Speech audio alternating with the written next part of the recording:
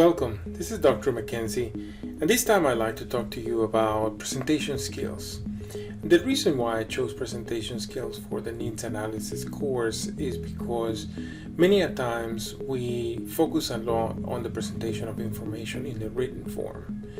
And as a matter of fact, you may remember, or you may already have done presentations where you have to do a write-up. You have to do 4 blockers, you have to do 1-page summaries, and everything is just contained in a piece of paper and some ink. But one of the things that I have had the desire to speak about for a while is that need to present the information in a verbal manner. And it's a number of components that we tend to forget when we do that. For example, when we present information, we usually do an off the cuff, and that tends to make us either too wordy or too simple. And we tend to forget the audience we're catering to. Now, another thing that is true is we cannot always please everyone in the audience. There are going to be some clients who want just this much information, and there are some other clients who want the whole set of information. So it really depends, and it's difficult to zero in on what everybody wants. But what is important, and the reason why I'm making this video, is to give you a little bit of a personal experience that I consider is very essential, and it's usually very effective because it's a lot easier to add as needed versus remove when we have already run over time. And what I mean by that is, imagine that you're going to present with your clients or your executives or your C-suite the findings of your needs analysis, and they have 15 minutes, let's say. It may take you 10 minutes just to set it up and recover everything that you were supposed to do. By the time you get to your findings, you will use your last 5 minutes, and therefore you won't have time to ask questions. What happens then is your client is going to begin interrupting you, and because of that, you will not get a chance to finish presenting your information the way you intended.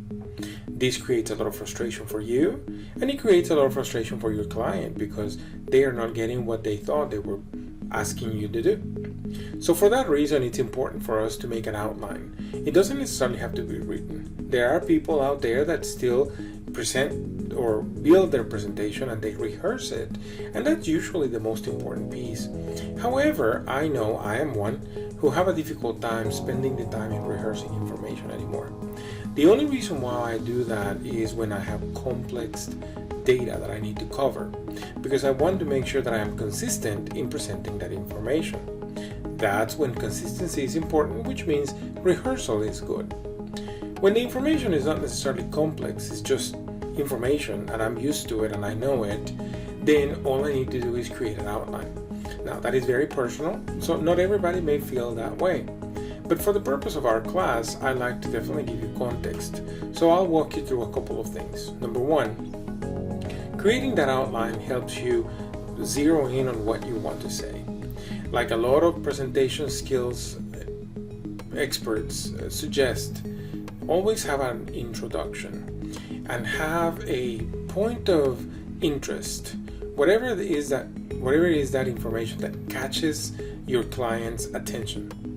And then evolve or develop that idea.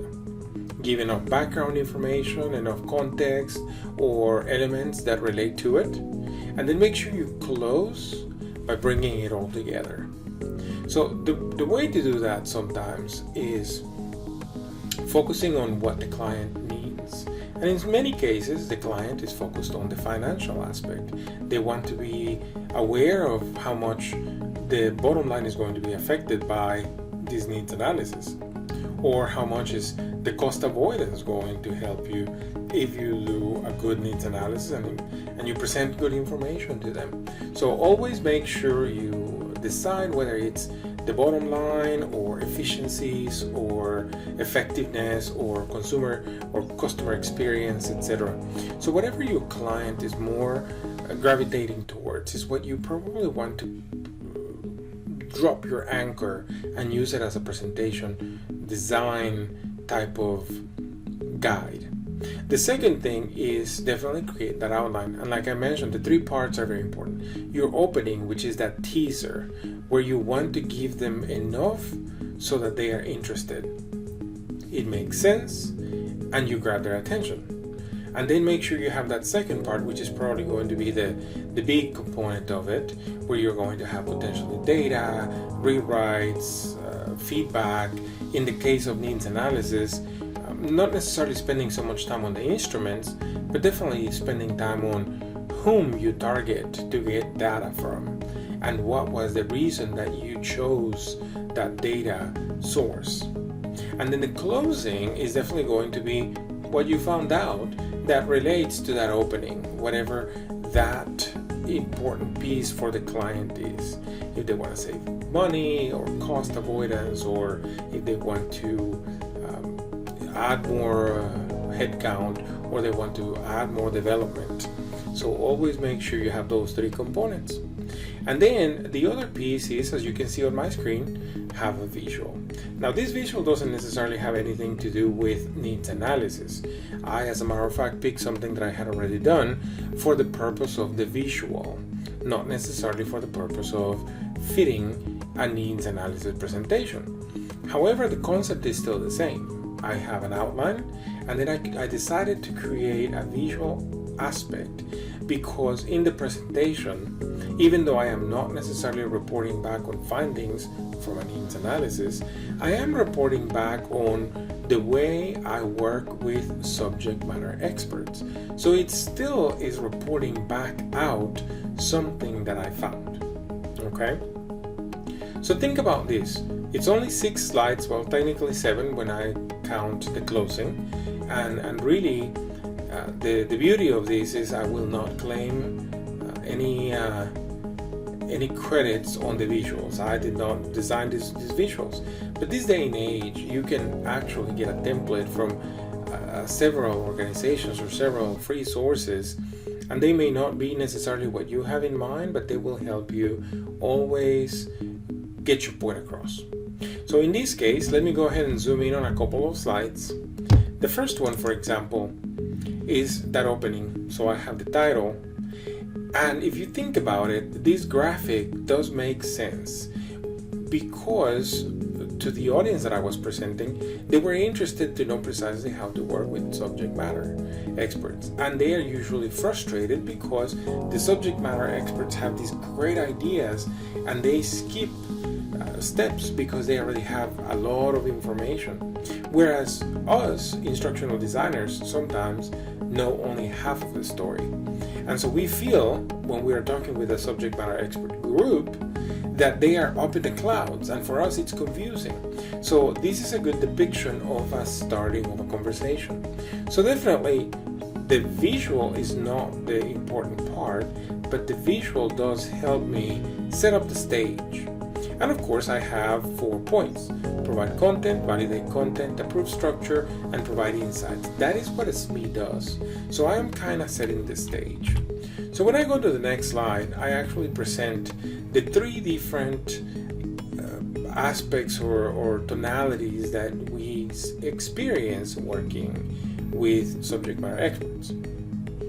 We usually have what the experience is, the things that we need to focus on, and what it's like successful consulting. So as you can see, each one of the graphics does have a visual purpose.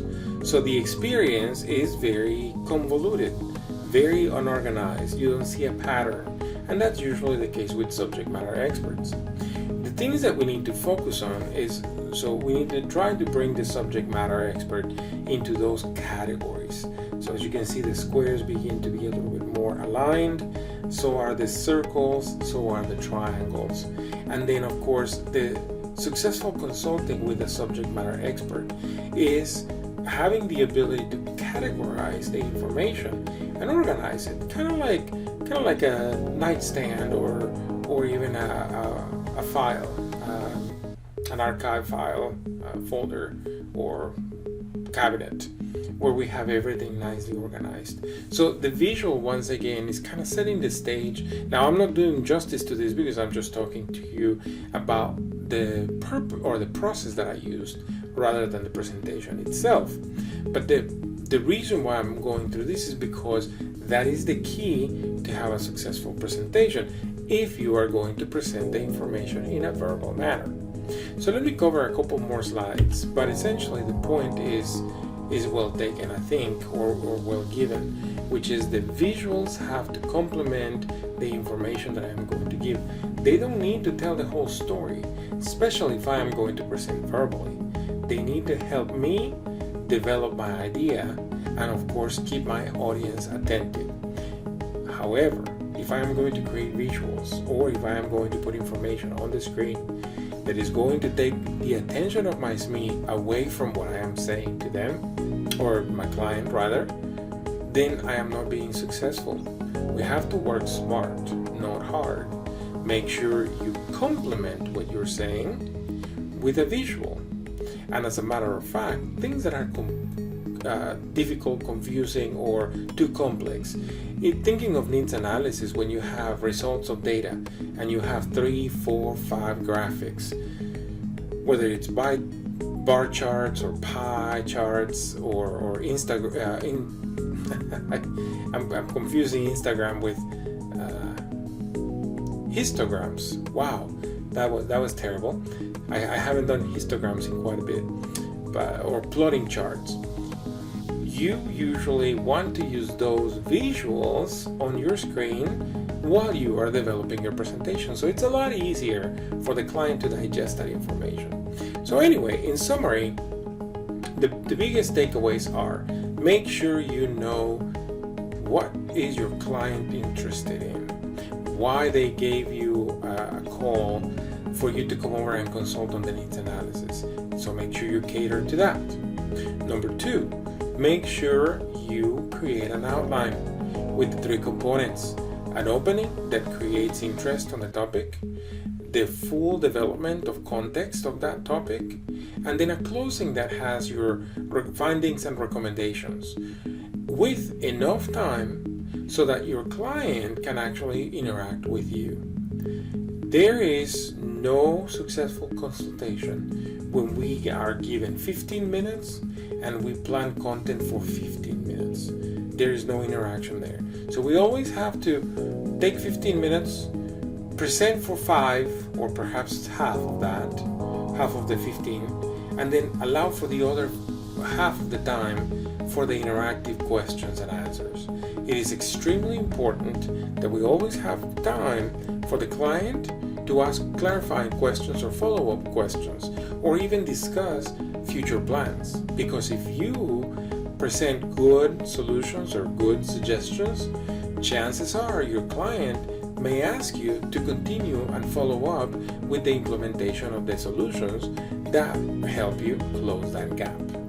Okay, so I hope this simple visual presentation helps you think about what is a successful presentation when you have to step away from the paper presentation, but instead you have to do a visual presentation and verbal at the same time. I wish you the best, and I'll see you next time.